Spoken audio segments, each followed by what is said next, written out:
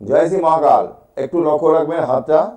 আমাদের যে ভাগ্যরেখা আছে একদম সোজা মণিবন্ধ থেকে উঠে যদি শনির ক্ষেত্র পর্যন্ত যায় এবং মাথায় একটা ত্রিশূল হয়, কি হতে পারে একটু বলছি আমি। এই হচ্ছে আমাদের হৃদয় রেখা, এই আয়ু রেখা, এই মণিবন্ধ থেকে একটা ভাগ্যরেখা সোজা উঠে গেল শনির ক্ষেত্র পর্যন্ত গিয়ে এখানে একটা ত্রিশূল চিহ্ন হলো। আর এটা হচ্ছে হেডলাইন বা শিরোরেখা।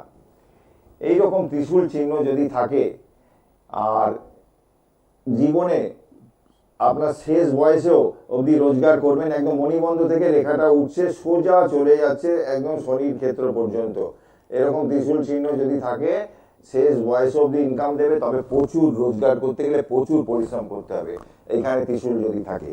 এবার এইখানে যদি একটা ত্রিশূলটা এখানটা চলে আসে, ধরুন আপনার এই এখানটা ত্রিশূল একটা রয়েছে, এই যে এখানে এই হৃদয় রেখার উপর ত্রিশূল, এটাকে বিষ্ণু সিম্বল বলা হয়। হৃদয় রেখার শেষে ত্রিশূল।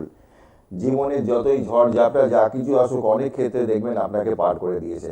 একদম হৃদয় রেখা পাশে একটা এঁকে দেখাচ্ছি, হৃদয় রেখা পাশে এরকম মাথায় গিয়ে একটা ত্রিশূলের চিহ্ন হয়ে গেছে। বহু মানুষের হাতেই পাবেন, এটা পাওয়া যায়। জীবনে ঝড় ঝাপটা যা কিছু আসবে আপনাকে কিন্তু বিপদ আপদ থেকে রক্ষা করবে।